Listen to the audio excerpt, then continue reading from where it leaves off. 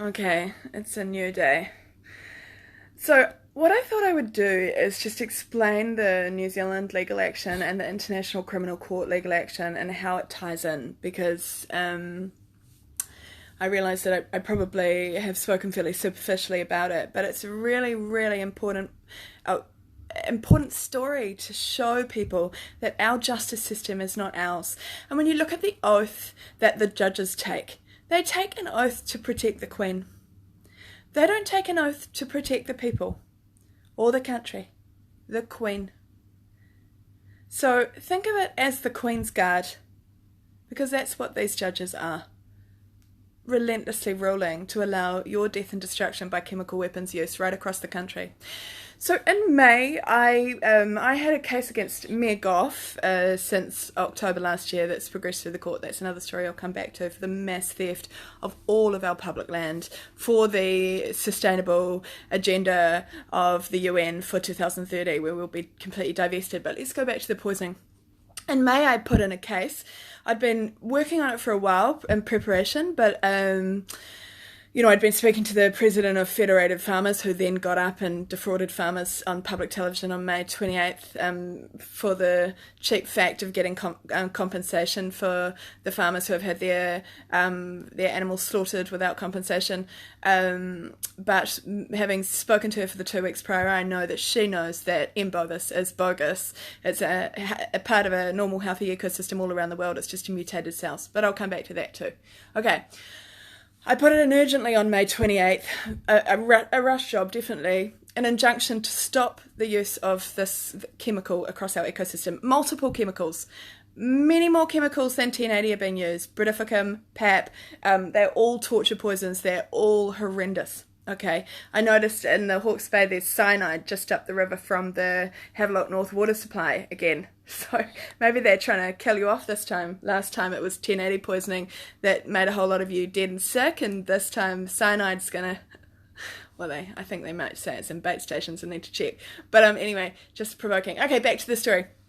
I put in a claim, a civil and criminal claim to the High Court, and an injunction request. Okay, the injunction since May, I have fought to stop all of the drops.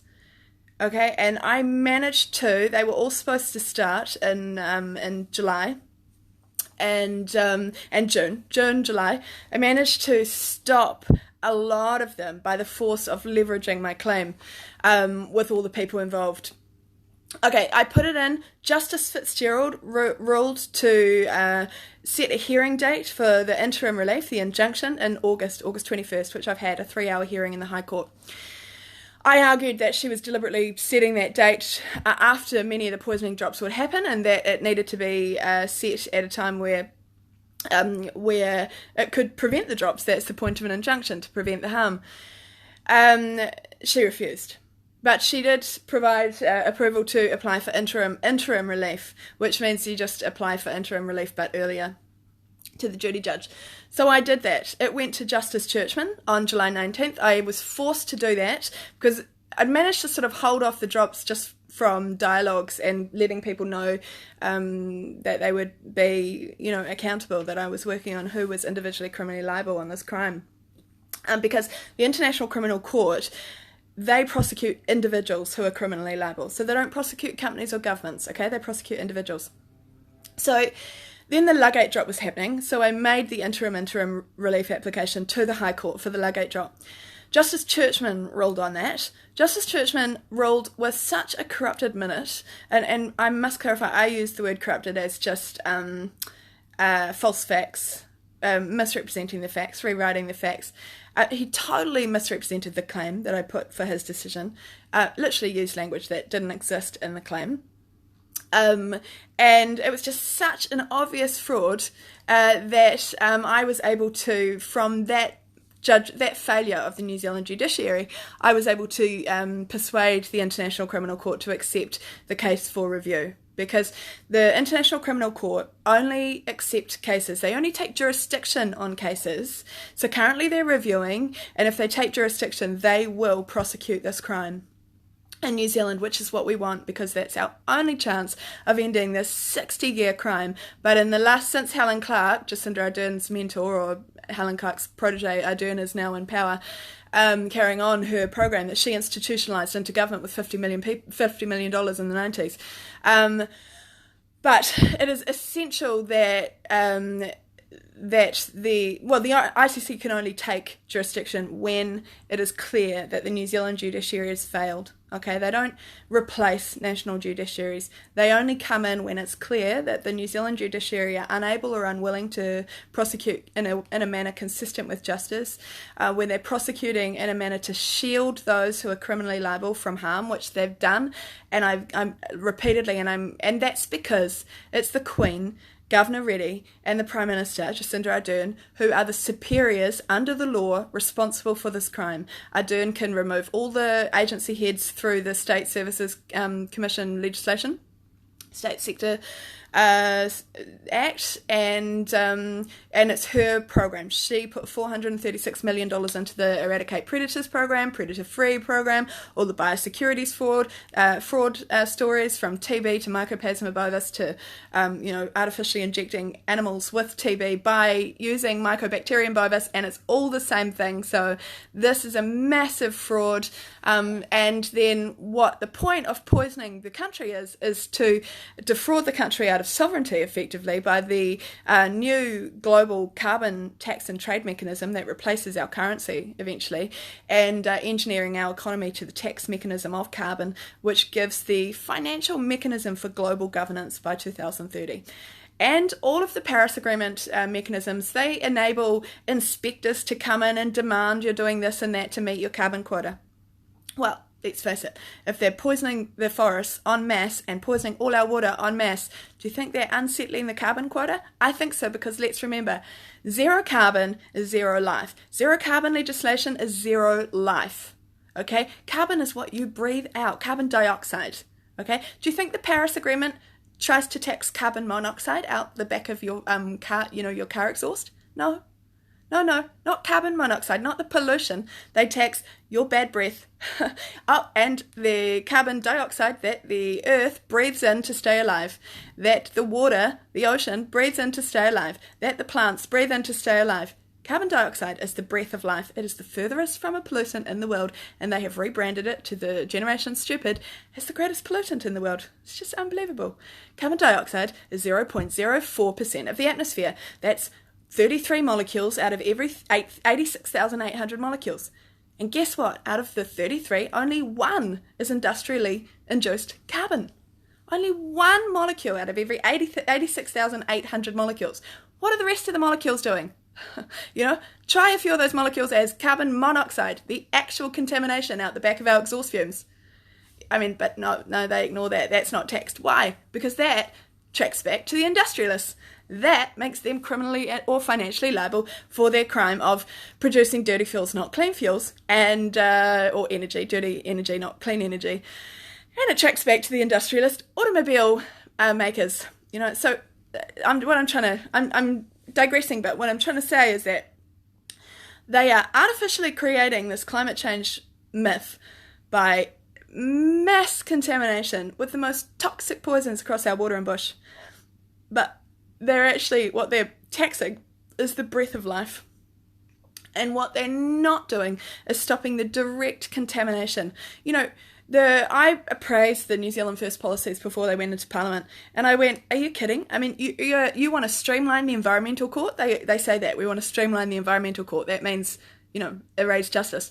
And you want to administer as much natural gas fracking as possible. Fracking kills your water. Permanent contamination. Think Flint in Michigan. No water, no life.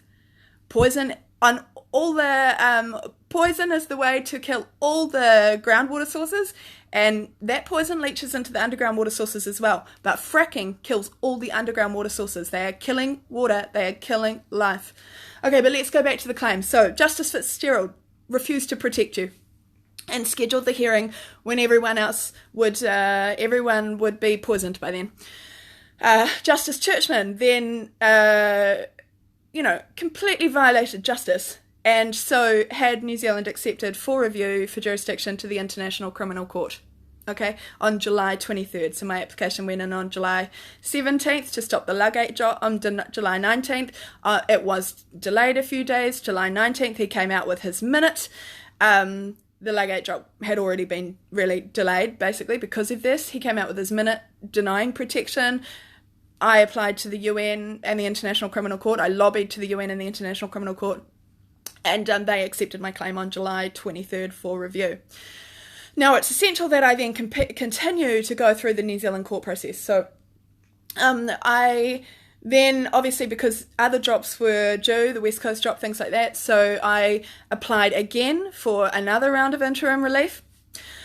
This time it went to Justice Jargos, who's Una Jargos's brother. Una Jargos is the Solicitor General. So she is there to defend the Queen, Ardern, and Governor Reddy from this disgusting, terrible, treacherous crime of mass torturing animals and deliberately poisoning our water supply, and our food supply. Because remember, those animals, this is what happened in the Hawke's Bay when all those people got sick. Those animals die poisoned in the river, lying in the river. The warning label says you must collect those animals up and bury them 3 meters deep. They don't. There's dead animals left strewn all over our bush. Mosquitoes form stagnant pools in those those waterways, and those mosquitoes feed off those dead animals, and they fly into your city and they inject directly into your blood this poison and the sicknesses associated with this, like Lyme disease and extreme fatigue things and nervous system disorders and respiratory disorders and all sorts of things. I expect they're transferring from these animals. But we're a giant human experiment, so there's no science to say exactly what this, these dead animals from mass filled with poison that continue to kill other animals that feed off them for ages by secondary poison. And of course they kill all the maggots, so they're not decomposing properly and they're just sitting there sort of half rotting. They're violating the entire cycle of nature in these waterways, and then these mosquitoes spread it. The birds pollinate on the baits. I love it. I think 1080 Facts says the bees. The bees only pollinate on 1080 baits when they're extremely hungry. I'm like, oh yeah. What bee did you talk to find out whether they're extremely hungry or kind of hungry, or like what, what's their stage of hunger when they go, and feed off those baits? Sorry. It's ridiculous, the 1080 Facts. Okay, and I just want to clear that up. I'm going to keep going through the judges so you understand the process, but 1080 Facts are using absolutely false science. They are a part of a propaganda program. Water does two things. It does not, 1080, sure, it dilutes, but it imprints the water with the frequency of that chemical. And the latest science, Montagnier in France, he is the Nobel Prize winner who identified the AIDS virus. So he's one of the best scientists in the world. And he has clearly identified, following on from the work of another Frenchman and many other people like Masaru Emoto and a lot of Indian work has evidenced this over time. But I laughed when I heard a guru speak the other day and say, if Indians say it, it's a sort of spiritual myth, and if the West say it, it's science. And that's true. There's this sort of egotistical thing. If someone was on my page last night saying, "You're not a toxicologist," I'm like, yeah, I know, but I have a brain and I can read science, and this is what the facts are. So the latest science is that it restructures the water to the frequency of the chemical. So our water, when 1080 is dropped in it, absolute science, it becomes an enhanced version of that 1080 chemical, and we drink it. The water has memory, it restructures, it effectively becomes 1080, and it comes down our water pipes and we drink it, okay? And the other thing that all of the science evidences, that the 1080 metabolizes into the citrate molecule. And if you've got 1080 poisoning, you're going to have higher citrate levels. Often you'll have higher citrate levels. It metabolizes into the fluorocitrate molecule that mimics the citrate molecule, and that kills your cells. It tortures them to death. It mutates them. That leads to cancer in your reproductive organs, especially with 1080, because that's what it focuses on. So, I keep saying that because this false science is out there, and I see these poor people coming on my page and quoting this propaganda, because you've got Jacinda Ardern on My FM saying 1080 is completely safe, and the information online saying that 1080 is not safe in your water after it's diluted a few days or whatever is totally false. People are lying. She is lying, and her lie is deadly, killing you, okay? And luckily, there's an international community who understand what monofluoroacetate is and understand, well, you can read any of the animal studies yourself and you'll understand it's deadly, deadly, deadly death by torture, and you only need the tiniest amount, and it can spread right through the ecosystem: birds, bats, bees, mosquitoes, air drift, dust particles. They can't control that. Imagine the dust particles floating around with monofluoroacetate that you breathe in, and then suddenly you've got respiratory disorders or heart palpitations or having a stroke. So they just circulate this deadly, deadly chemical free to kill everyone. That's what they're doing, because it's a killing program. Because you can't distribute this chemical without knowing it's a killing program. Let's come back to the judges. Judges Fitzgerald, Judges Churchman. So that man is so corrupted. And remember my definition of corrupt. I don't know if anyone gives him money in a foreign account or if he's just a sentinel of the Queen. But certainly he's not ruling to protect the population, and certainly his minute was really corrupted. Then there was Justice Jagos, who took the bench opposite his sister. So his sister's defending the Queen, Ardern and Reddy, and I'm against them, and then he takes his bench, the bench for his sister's case, and I had to do so many applications to try and get him off my case. So many applications. He was refusing to recuse himself because he was so aggressive and, again, so corrupted. Remember, my definition of corrupted is different to the financial one. I don't know, I need to figure out a better word, but it's what I feel, it's corrupted. So aggressive, so rude, compounded all my timing to be impossible, destroyed my case against Mia Goff. That was a year in process, but I'm appealing that, leave to appeal, but that'll be denied, but I'll appeal to the Court of Appeal, etc., etc. Because the system is a mafia, and the justice system is here to facilitate their theft. And I can say that because I've evidenced it so clearly that I can argue that to the International Criminal Court, and I do. Okay, so I can criticise them because I'm arguing it to the court, and it's accurate because it's based on all my applications versus all their corrupt minutes, and it's so clear that there is no justice. It's a theatre, and they misuse their power of mechanisms and timing and ruling and all sorts of things to totally, totally divest us. Okay, so Justice Jagos, compounded all my timing, again, refused to protect. I applied again for this injunction to protect, to stop all the drops, including the Hanua Ranges, but the Wellington, all of the West Coast drops, Otago, Canterbury, Taupo, Turangi, Hawke's Bay, Northland, all of them. There's so many. Taranaki, they're all over the country. We're being poisoned to death, and the bogus bovis outbreak is going to happen, and the media will market it. It's just 1080 poisoning. Because it's to divest farmers, because this is Agenda 21. Don't let me forget to talk about Kari Dieback. Okay, so then you've got Justice Jagos, then you've got Justice Wiley, totally mirroring Justice Jagos, completely denying, unwilling to protect. And they both refused leave to appeal. That meant I could apply to the Court of Appeal directly, so I applied for that interim injunction to preserve my claim against the criminality and this, civil violations of law against the Queen, Ardern and Reddy as the head of state, Prime Minister and Governor-General. They're the three key positions in New Zealand of superiority for this crime. Everyone operates at their pleasure, at their direction, with their money, with their approval, by their allowance. They are criminally liable for this crime. And remember, I'm talking in accordance with the International Criminal Court Rome Statute, where it's the individual superiors who are mostly responsible. But I'm also have been listing the individual subordinates, the regional councillors, as individual people who are liable for up to life imprisonment and full financial forfeiture, personal. Regional councillors, Osprey, DOC, all the board members of Osprey, DOC, IRMA, the board members of IRMA, all the board members of the DHBs around the country, the medical officers of health, the CEO, the Director General of Health, etc., etc. So I will publish at some stage that list of individuals in New Zealand who I've submitted for as subordinates to their crime. Okay. I got Justice Miller. I had been denied leave to appeal from the High Court to the Court of Appeal. That meant I could apply to the Court of Appeal. Justice Miller blatantly ruled that I didn't have leave to apply, so he wouldn't rule to protect.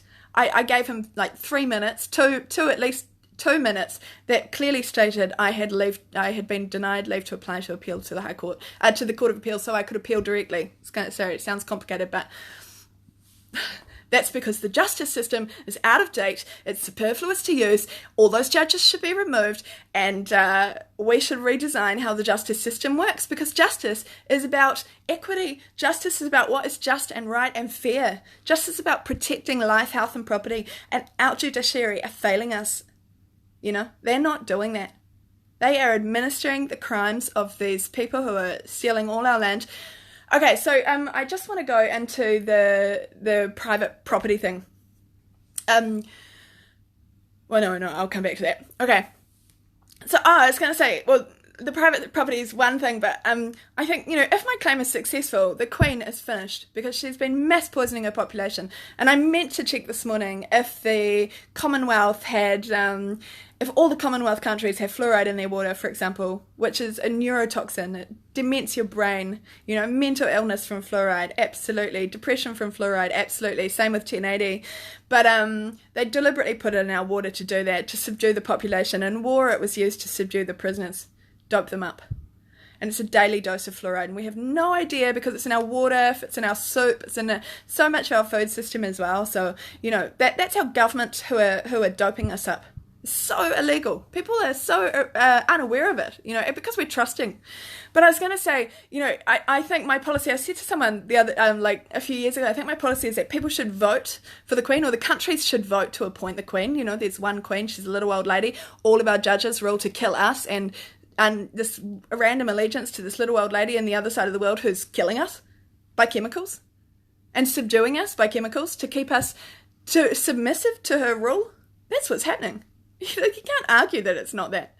But, well, I'm sure someone will try, but I'll argue heavily that it is that. Because if you're deliberately putting chemical weapons right through the water and food supply of a population, and you're doing it in multiple countries where you have previously had power as it's been your colony, then looks pretty suspicious to me. But we'll leave that to the ICC. But if she was removed from power for this dreadful, dreadful crime of mass genocide and murder over so many nations, and if you look at the history of all her Commonwealth nations, God, they've suffered such treacherous tragedy. Arguably, that's just to keep them submissive to the Crown. And this next stage of Agenda 21, to me, that's the Crown taking it from 53 countries to 197 countries, full global control. If you already had control of 53 countries, wouldn't you think your plan was 197? I think so. Anyway, I think that because New Zealand law, unless you're the Queen, you can't remove the judges. Your only power to remove the judges from the bench for their corruption is if you're the Queen. Even if Parliament complains about them, you have to be the Queen.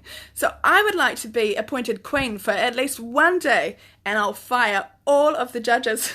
When she's taken out for this mass murdering crime, I would like to be appointed as Queen for a day, and I'm going to fire all the judges, because they all need to be fired.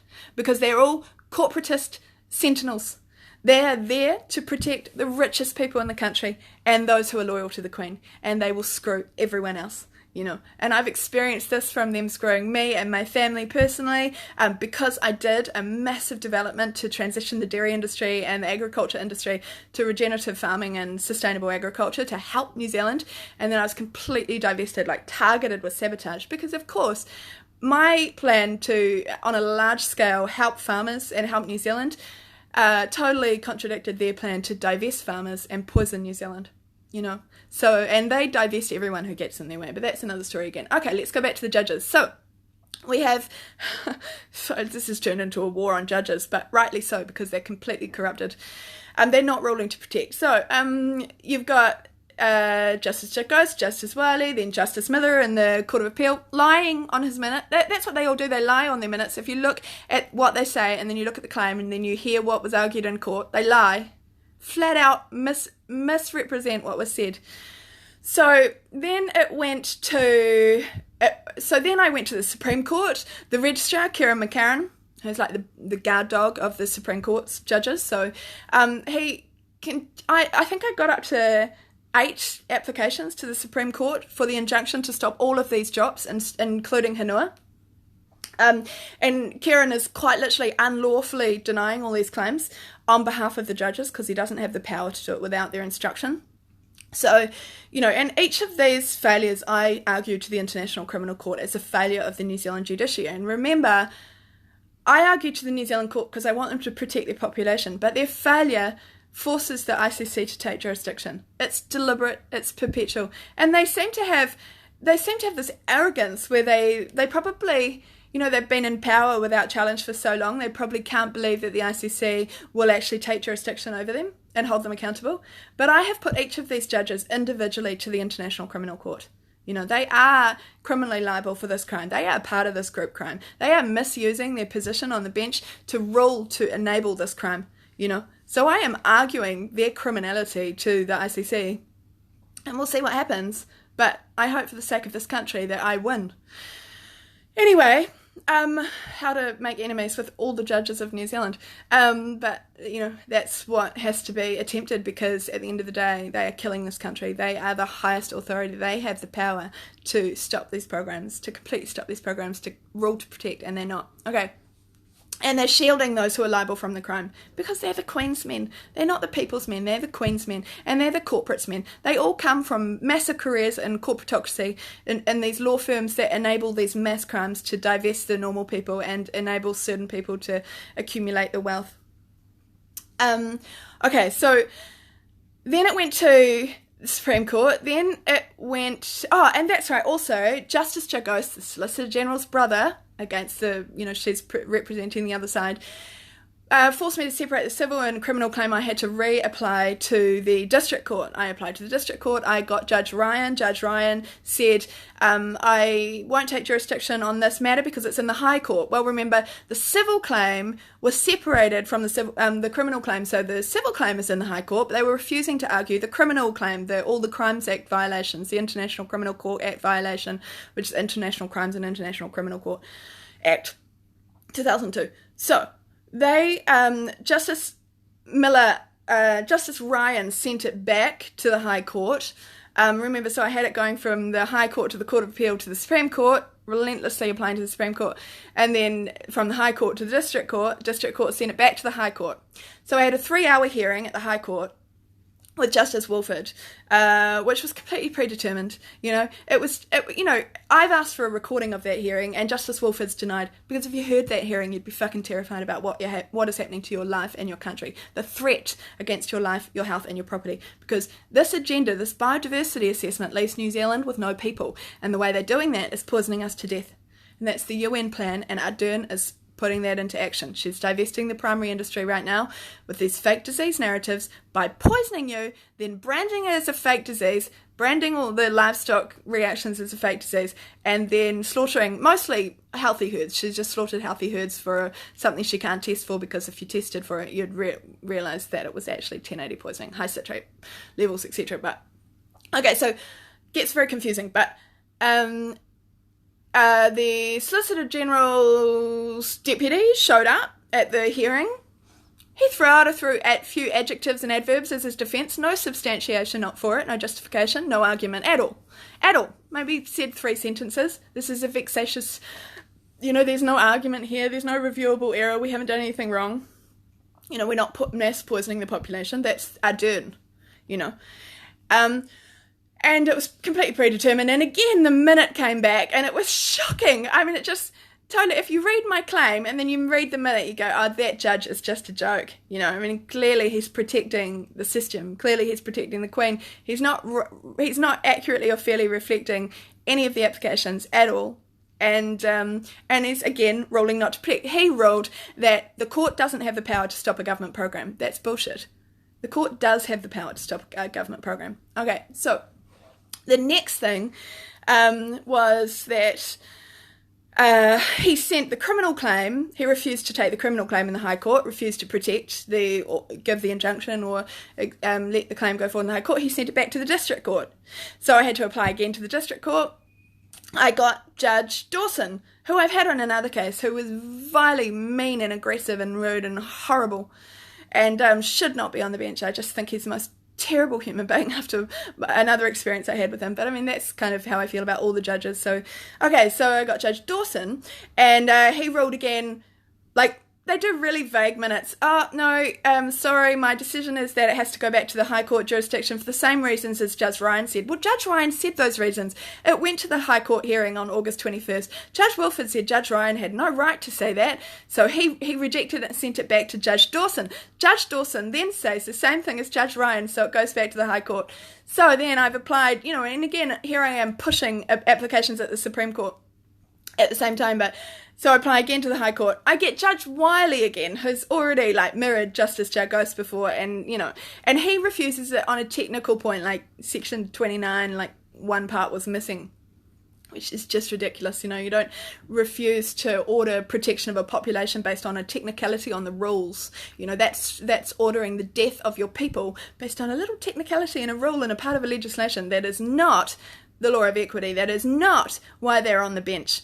Okay, so then I did the application again. I redid it on Wednesday, I think, to meet his little technicality. Got Justice Courtney again. Patricia Courtney. She is the person who, when the council completely disingenuously, I won my hearing to stop them selling all the public land in Takapuna, stealing all the public land in Takapuna, and then it was completely disingenuous, and I'd asked for an order from the judge, and instead she sort of, forced me to accept an undertaking from the council, and the undertaking was completely disingenuous. They went around completely marketing all the properties for sale the very next week, so they worded their undertaking so that they could completely violate it having any meaning whatsoever. So I was applying to Courtney from the hearing that we'd had with her, where she wouldn't give me the order I requested, to favour the council, because there's no separation between justice and governance, none whatsoever. It's a joke. There's no justice system for the people. If you're not in the mafia and you're not part of the stealing and the poisoning, good luck.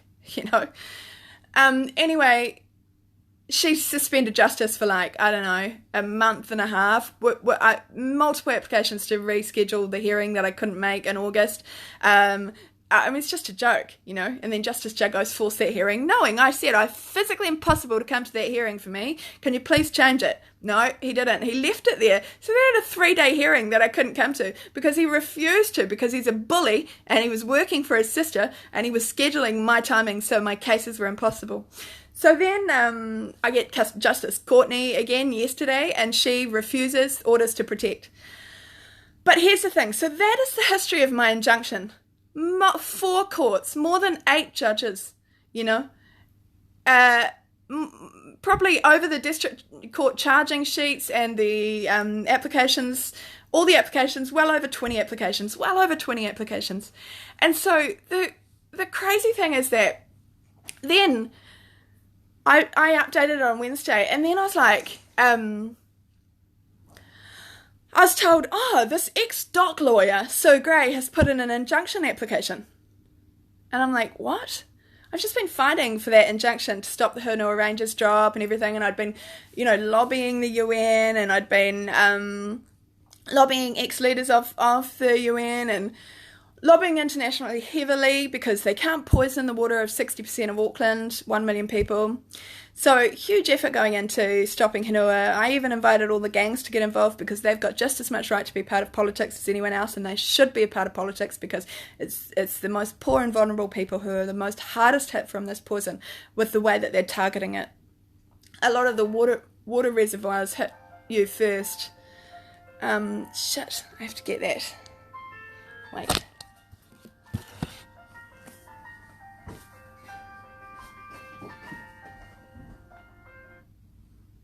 Hello?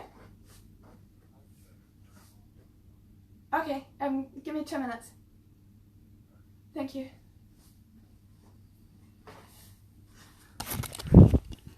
Okay, I have to go. But,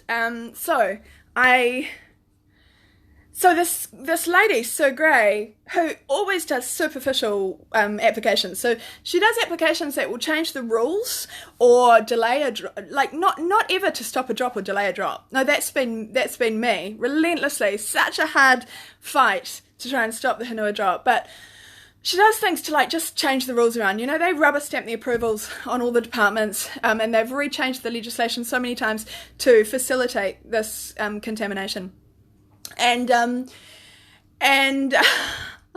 she's never ever tried to stop the drops. She's just working on minor mechanisms. And anyway, she put 5 months of work battling these awful judges, and on Thursday she put a last minute application in because I'd done all this promotion, and iwi were talking, and suddenly they worked out that the local iwi hadn't been consulted, and so then she's done this last minute superficial application to the Environment Court. So I've been in every other court, the Environment Court, for an injunction. And of course, she's just doing a basic superficial injunction on lack of consultation. Well, you know what? My claim covers so much procedural impropriety on consultation on so many different drops, and that's been kept out of court for 5 months because my claim holds the Queen ready and adjourned to criminal liability, and her claim totally lets them off and has given a slight delay to the Hanua drop, but it won't stop it, because it's got no power to stop it, because even with the consultation, they don't have an obligation to listen to the people they consult with. They get to do what they want. It's just a technicality. And they, in many cases, they have put iwi on as consultants and got them to sign up to it anyway, like paid them money. So, and this often happens in the rainforest with the Indigenous, is that certain leaders are bribed and paid money, and then they agree to the contamination of their entire ecosystem. And so, look, it just felt like, when I found out, I was so upset when I found it was denied, because the strongest part of my claim to protect all of the country was the fact that the risk of 1 million people's water supply, 60% of 1 million people's water supply being poisoned, and the accountability for even the intent to do that. And that still stands. But of course, she's put this meaningless application in that's just a delay tactic. They get to, after 5 months of battle, really, I feel, forcing them to a point where they had to rule to protect, or that it would just look completely fraud. They were able to once again deny me, and they gave her this superficial win that she did with 1 day's notice. So my 5 months of battling this evil judiciary, because I think they're so evil for killing their people by judge's order,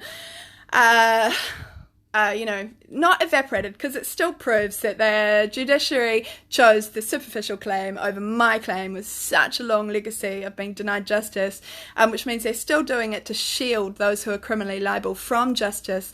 So it still helps my ICC claim, but Sue Gray knowingly stepped right over top of all of my work. I'd been heavily promoting my injunction request on the Hanua Ranges. She just stepped right over top and just basically kicked me in the guts and wasted 5 months of my work on that injunction, when my injunction is to protect the whole country and stop all the drops, stop the poisoning program permanently.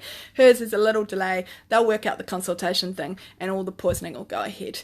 So, the good thing is that for now we're not being poisoned. That should have been my injunction that stopped that. I've done, the legacy of the work is just unreal, and my claim is accurate as to who is criminally liable, all their civil violations, but of course, if you've got someone coming in at just the right time to dilute your work and subvert it basically and make it with a meaningless claim, then voila, we have temporary protection in Auckland, but all the rest of the country is getting poisoned, and the people who are liable are off the hook temporarily because of Sue's good 1 day instant work after my 5 month battle to derail my claim. So, she's an ex-dock worker, and I'm just of the opinion that anyone who's been in dock, even if they do a high-profile exit where they start doing meaningless legal claims that don't ever even if she's successful, they don't stop anything, they don't stop the poisoning program, just totally superficial.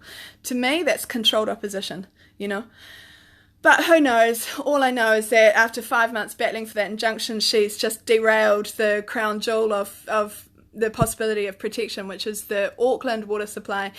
So because she did that also, my injunction wasn't decided on for the Whaturoa water supply. And that's 40,000 people, 40,000 hectares of bush, and the people there in the town of Ross. It's a small population. Why is anyone going to protect a population of 300 people or something? But with the Auckland in my claim, it helped to protect all the rest of the country, the Hawke's Bay, Wellington, everything, and she's just taken that out. Anyway, I've got to go, but that's my update for now.